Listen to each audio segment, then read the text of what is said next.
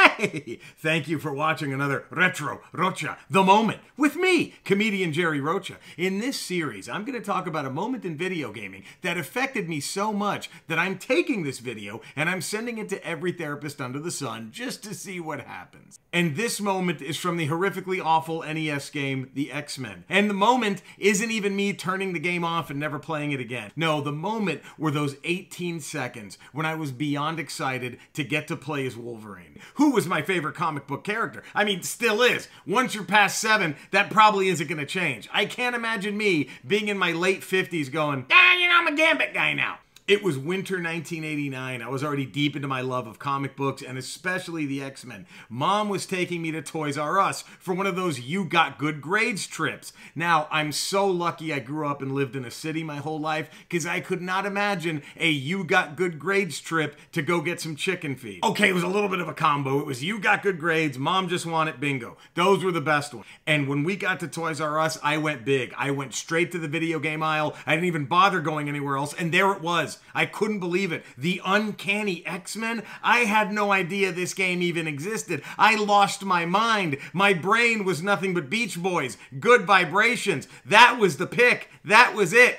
X-Men. No lifeline. Final answer. The cover was a team shot, and it didn't just have Wolverine, it had my 3 other favorite X-Men too. Storm with the mohawk, probably my first crush. Nightcrawler and Colossus? Oh! I stared at the cover art the entire drive home. I loved how it looked just like an actual comic book cover. I was imagining all the classic X-villains I was going to get to fight in this game. Of course, you knew you were going to take on Magneto, but maybe there's also a level where the Juggernaut is destroying the X-Mansion. Maybe there's just like a quick little level where you go with the Hellfire Club and they can shop and get all that Benjamin Franklin shit that they wear. But what I was the most excited about was to finally play as Wolverine, and not just alone in my bedroom with the pillows acting as villains. Also, Link from Legend of Zelda was making some pretty good headway in my favorite fictional character of all time list, so maybe Wolverine in a video game would remind everybody who was boss. I got home, tore open the box, fired up the game, and Link... yeah, had nothing to worry about. You know, the next 3 Legend of Zelda games after this could have just been Link telling me my mother was fat in a million different ways, and he still wouldn't have been in any trouble. The opening screen, not half bad. It was just a montage of all the faces of the heroes underneath the logo, and they all looked pretty good, too. Excitement was building. The first bad sign was that the very next screen, the stage select screen, was the complete opposite of exciting. It had all the excitement of a video that was about to explain to me what puberty was. Then the level names didn't really ring any X-Men bells. There was no Savage Land, there was no Morlocks in the sewers. Instead, it was Future City Street Fight? Subterranean Confrontation?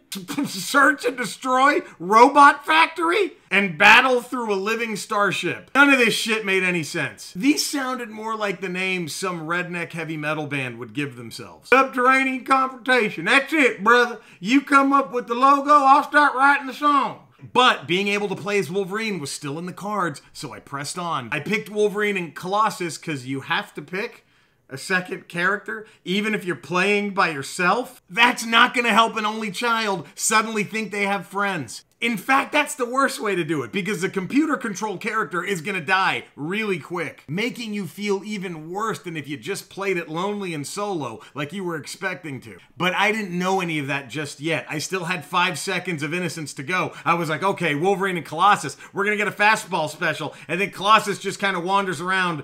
Oh fuck, this isn't any good, is it? I didn't want to give up. I believed that controlling these characters I'd always loved would somehow work out. So I powered through a bit longer, but it was no use. The game was awful. That X-Men NES game was the first time I remembered not liking anything. And I was just a year removed from going, you think the first Crocodile Dundee was a masterpiece? Wait till you see part 2. I was shattered. I studied for tests. I did homework to get good grades. For this shit?